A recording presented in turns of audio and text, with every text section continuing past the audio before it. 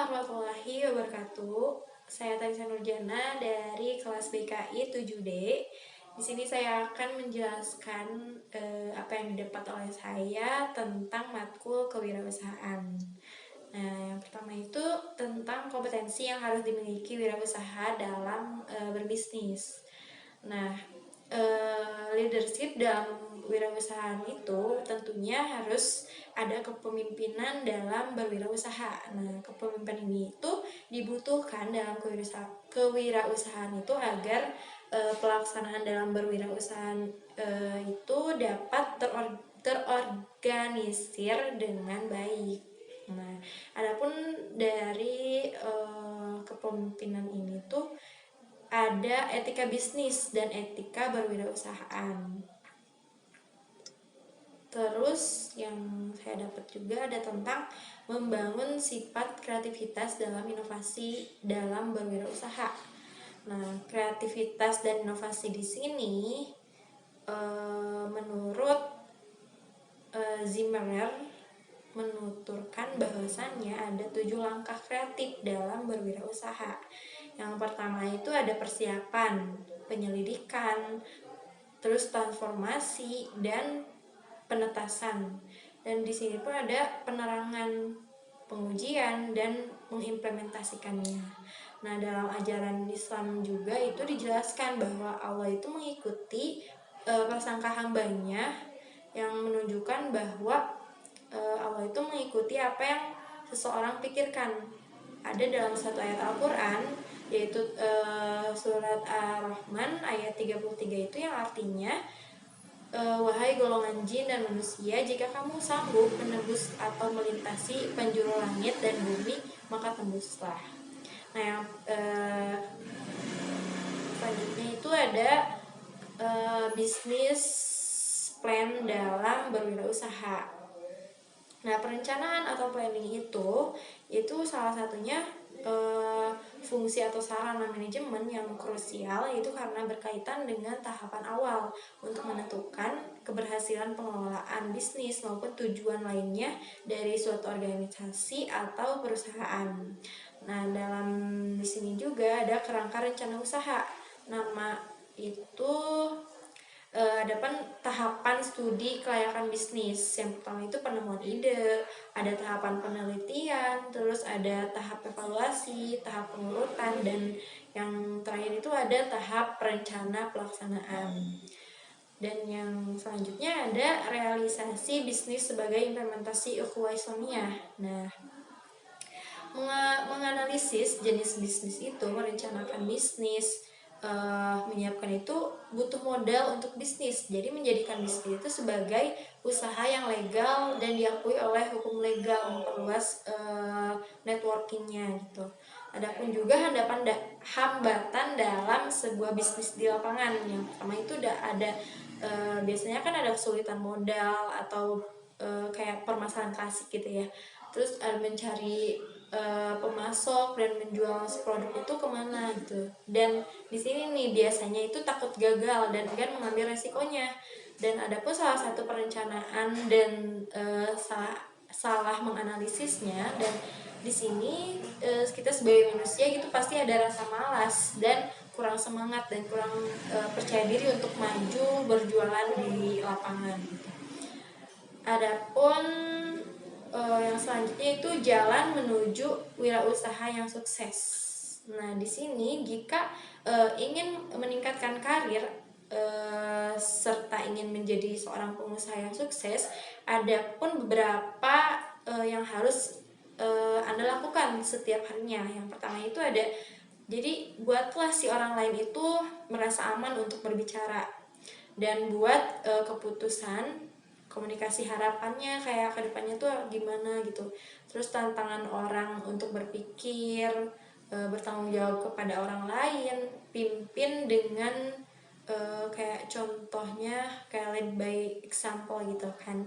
Terus mengukur dan menghargai kinerjanya dan berikan umpan balik terus menerus kepada kitanya biar kayak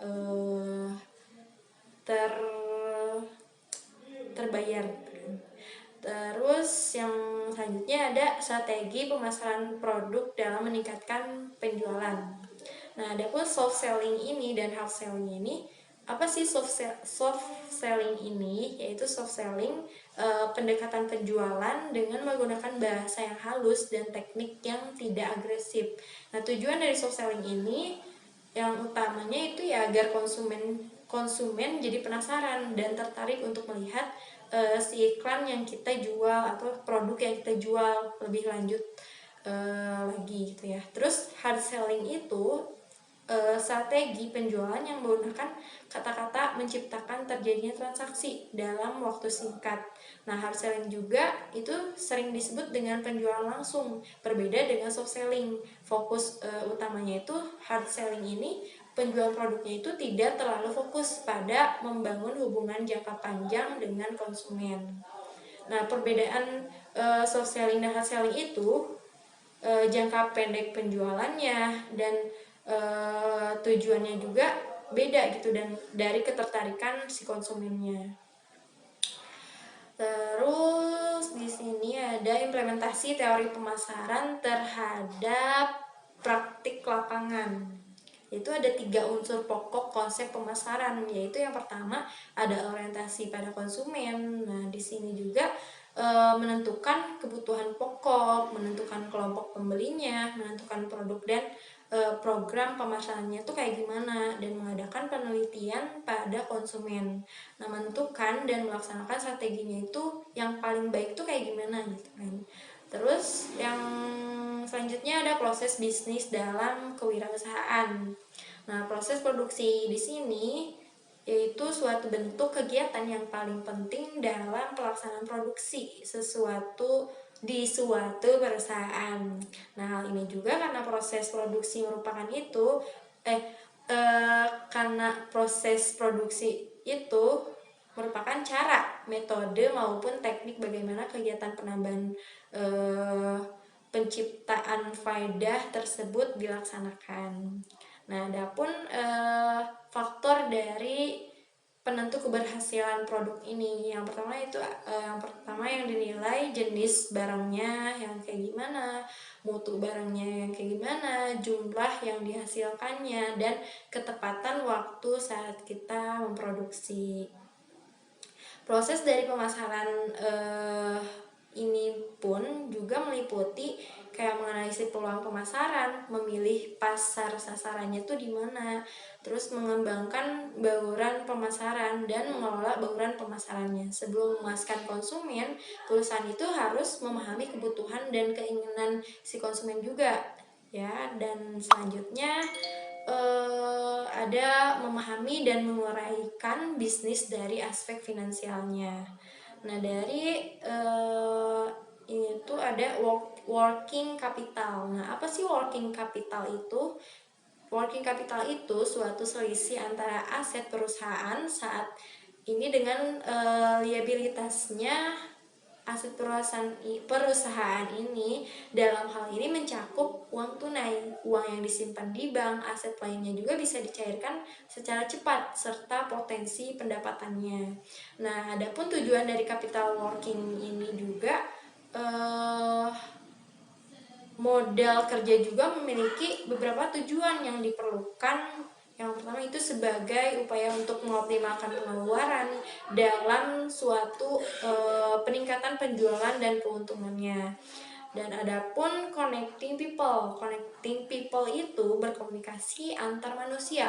Jadi komunikasi di sini tuh penting untuk membangun kehidupan bersosialisasi yang lebih baik. Terus ada konsep finansial dalam Islam. Nah, konsep dari finansial dalam Islam ini yaitu keuangan Islam itu sebuah sistem yang bersumber dari Al-Quran dan Sunnah serta dari penafsiran para ulama terhadap sumber-sumber wahyu tersebut.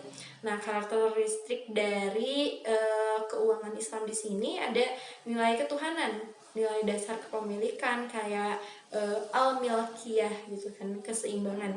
Nah, nilai dasar persaudaraan dan kebersamaan, nilai dasar kebebasan, nilai dasar keadilan. Mungkin segitu saja yang bisa saya paparkan. Mohon maaf jika ada kesalahan. Wabillahi taufiq wal hidayah. Wassalamualaikum warahmatullahi wabarakatuh.